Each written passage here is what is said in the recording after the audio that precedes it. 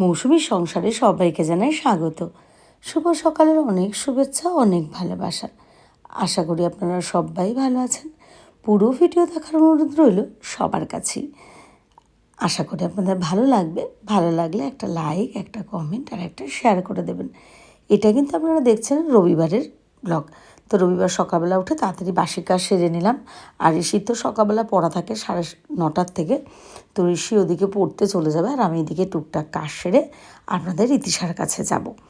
তো ঋষি ওদিকে সকালবেলা একটু পড়াশোনা করে পড়তে চলে গেছে আর এদিকে আমি আরও কাজবাজ সেরে নিলাম। তারপরে কিন্তু আমরা পৌঁছে গেলাম আপনাদের ইতিশার কাছে। তো ঋতিশা স্নান করে নিয়েছে আর মাম্মাম স্নান করিয়ে আমি মানে আমার মাই স্নান করিয়ে দেয়। তাই আমি ওকে জিজ্ঞেস করলাম, মাম্মাম স্নান করে দিয়েছে? না, আমি একা। হ্যাঁ, যদিও ঋতিশা এখন একা স্নান করে।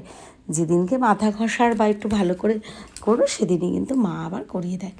ঋতিশা বড় হয়ে গেছে, সোনা মা। তো আমি মাথাটা একটু ভালো করে পুছিয়ে দিলাম। আর এই যে ঋষি একটু আমাদের ক্যামেরাম্যান হয়েছে আর ঋতিশা আপনাদের একটু টাটা দিয়ে দিচ্ছে। তো আর কিছুক্ষণ এদিক ওদিক আমরা একটু নিজেদের মধ্যে একটু টাইম কাটিয়ে নিলাম। তারপরে কিন্তু ঋতিশা আঁকা নিয়ে বসে পড়েছে। মানে যখন গণেশ ঠাকুরকে পোস্ট করেছিলাম তখন দুজন কমেন্ট করেছিলেন যে এটা কালার করলে ভালো লাগবে, তাই ভাবলাম যে এটা কালার করে নিই।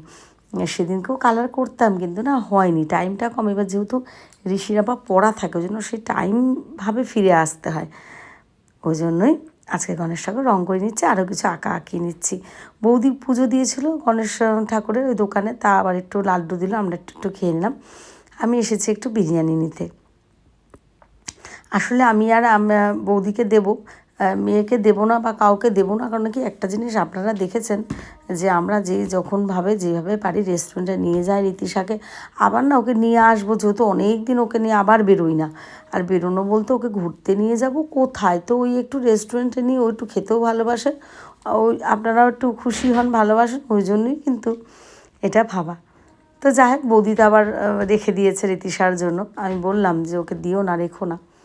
তাও এই দেখুন, এগুলো কিন্তু সব ছাদে টবে আমার মা এই ফুল গাছগুলো চাষ করেছে।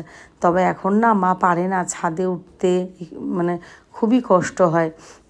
তো তবুও যখন তখন যেভাবে পারে, যে পারে, কোনো সময় মেয়ে উঠলে জল দিয়ে দেয় বা বৌদি দিয়ে দেয়। আর এখন বৃষ্টি হলে তো হয়। দেখুন কি সুন্দর এটা, না ওই দেখুন ওই পাশের ওটা তো পুরো ফুটে ফুটে মানে হয়ে গেছে।